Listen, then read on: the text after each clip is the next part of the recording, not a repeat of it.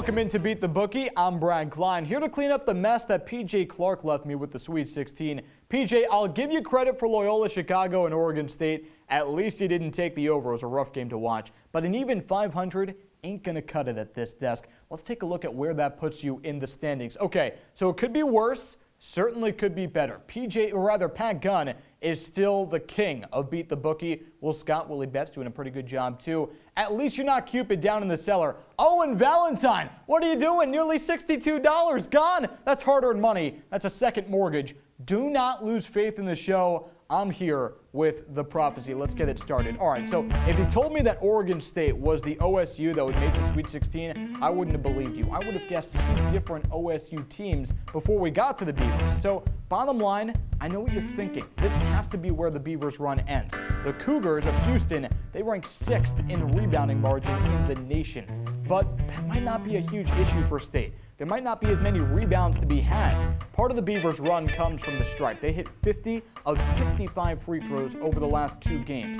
The percentage is good at 77. The frequency is better. That'll change the pace of the game and allow Oregon State to keep it within 8 at the very least. So let's put $15 on it. And hey, they could win. Crazier things have certainly happened, and they've certainly happened for this Oregon State team this year. If OSU continues their run, they'll need a big game from Ethan Thompson. 48 points over the last 2 games. Let's put $10 on a double. Thompson to score 18 or more should be a layup, and the Beavers to win, I like the value at plus 520. So we go to a pretty predictable Elite 8 matchup now in an unpredictable year. 3rd-seeded Arkansas and 1st-seeded Baylor in the South. Even I have this matchup, but to be honest, both teams are lucky to be here. The Razorbacks survived the Ospreys of Oral Roberts by nothing more than 2 points and a wish upon a star.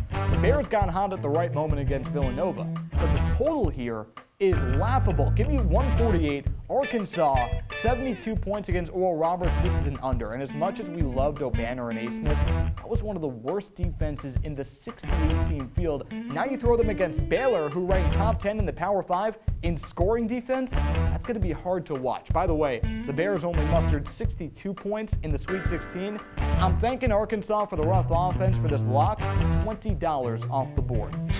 By the way, rough offense means plenty of rebounds. So when I saw Jared Butler to snag 4 boards at plus 138, my eyes lit up. He has 4 in 2 of the last 3 games, and it feels like a big game for the junior. A lot of NBA scouts will be glued to this one, so he'll be aggressive. I like Butler on the boards for $10. Let's move into Tuesday's games now. Gonzaga. What to do about Gonzaga and USC? The Zags looking to become the first undefeated national champion since Indiana did it in 1976. Neither David nor Goliath is particularly good against the spread here. The Bulldogs covered just 14 times in 24 games this season, and they're giving 9 points here. But this is a team that just obliterated Creighton by 18 with a handle on the contest from start to finish. That's what you need to cover a spread this big. It's a tough matchup for the Trojans too. They just used their length against the Oregon defense, usually fell into a zone when they faced it. It won't be a factor this time around because Gonzaga is so athletic. Oh, and by the way, Gonzaga has won 26 straight games by double digits. This goes for $10. And hey, life is too short to bet the under. Vegas is asking for a lot of points here at 155. There's a time, there's a place. This is it. Gonzaga is the best scoring offense in the country, over 92 points per game. USC, not too shabby, 2nd in the Pac-12 with 75 points per game. Bottom line, Gonzaga doesn't have anyone to stop the Mobley brothers, and nobody can stop the Zags. Give me the over at 155. So now UCLA and Michigan, the dark cloud hovering over the Wolverines all tournament long. It's official. Senior forward Isaiah Livers out for the year. So at minus 7.5, they'll have to continue this run shorthanded. But I like their chances. The Wolverines are 19-8 against the spread all year. The Bruins are just 14-14. And sure, 7.5, it's a lot of points against a red-hot UCLA team, but the last time Michigan won by fewer than 8 was mid-February at number 4 Ohio State. I'm putting $10 on this one. So here's my parlay. 4 legs, 4 winners, Baylor, Michigan, Gonzaga to make the Final Four. They're all ones. It's a chalky Final Four, especially for a crazy year. I'm sorry, but I'm in the business of winning money here, unlike my friend PJ Clark from last week. Then I like Oregon State to slip past Houston as that Cinderella. they're just playing too well right now. I want to pick Arkansas or a couple of other teams, but the matchups against those ones are just brutal. So $10 to win nearly $65, just over $65. I like the value there for the 4 money line. So there's the recap. Houston and Oregon State, the Beavers to cover a +7.5. I think they might win this game, so I like that right there. And the lock of the day, lock of the week, $20 on the under 148 Baylor, Arkansas.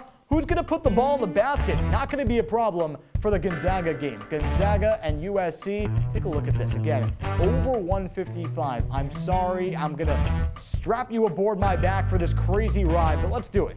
Hey, the overs are due. 6 unders hit in the Sweet 16, so probably going to be a different Elite Eight.